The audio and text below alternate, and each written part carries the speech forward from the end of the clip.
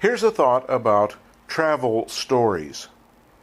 Yesterday I recorded a video from the White Cloud Mountain Temple in Lishui, China. I'm now back in Hangzhou awaiting my flight tomorrow to Kyoto.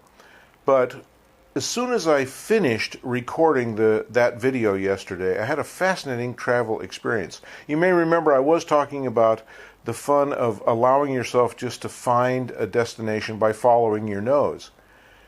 For some reason I've never quite understood, I think there's a karmic connection there that when I do that, almost without exception, there will follow an interesting experience.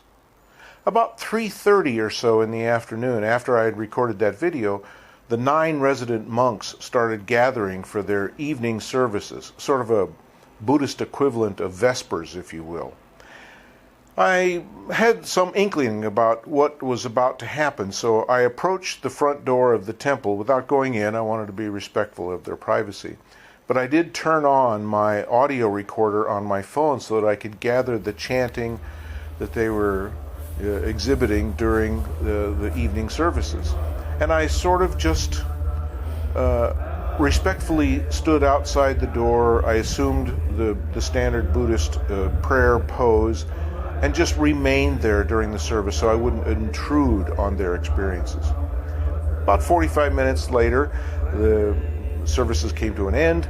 The head monk handed each of the other monks a small plastic bag of fruit for them to take back to their dormitories, and they headed off. And I was packing up my gear and just starting to walk down the steps when the head monk tapped me on the back of the shoulder and handed me a bag of fruit.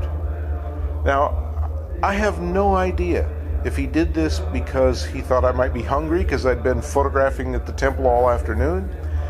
Maybe he thought he had an extra bag of fruit and he just wanted to get rid of it. Or maybe it was his way of saying thank you, or maybe even kindred spirit sort of thing. I don't know. Whatever it was, I bowed, he bowed, I bowed again, he bowed again, and he's given me a story that I'll put together with some of my photographs of the temple and produce as a PDF, as a chapbook, as a travel story that shares a really special moment that happened because I followed my nose yesterday.